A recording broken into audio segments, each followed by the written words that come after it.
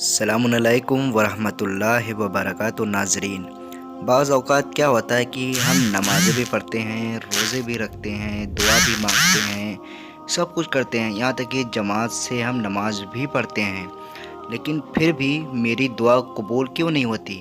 آئیے جانتے ہیں میری دعا قبول کیوں نہیں ہوتی۔ آیا کیا ہم ان کاموں میں سے کوئی کام انجام تو نہیں دے رہے ہیں؟ کون سے کام؟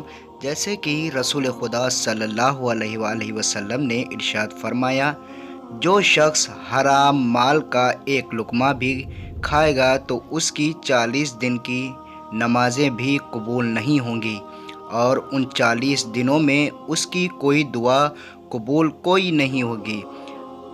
وجہ سے نشو نمایاں ہے کہ جیسا کہ حدیث میں ہے کہ ہر وہ گوشت جو حرام مال کھانے کی وجہ سے نشو نمایاں ہو، جہنم کی آگ میں جلنے سے زیادہ حق رکھتا ہے، اور بے شک ایک لقمہ بھی کچھ نہ کچھ گوشت کی نشو نما کر دیتا ہے۔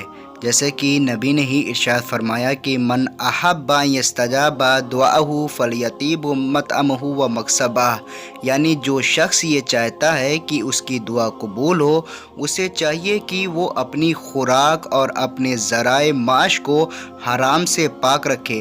ایک شخص نے رسول خدا صلی اللہ علیہ وآلہ وسلم سے سوال کیا کہ میں چاہتا ہوں کہ میری دعا مستجاب ہو اور قبول ہو، تو آپ نے فرمایا، اپنی خوراک کو حرام سے پاک کرو اور اپنے پیٹ میں کوئی حرام چیز نہ جانے دو۔ اب ہم کو چاہیے کہ اپنی دعاؤں کو قبول ہونے کے لیے ہم اپنی غذا کی طرف دیکھیں، اور کہیں یہ بھی دیکھیں کہ کہیں ہم حرام لقمہ تو نہیں کھا رہے ہیں۔ جب تم ان سب سے پرہیز کرو گے تو تمہاری دعا ضرور مستجاب ہوگی۔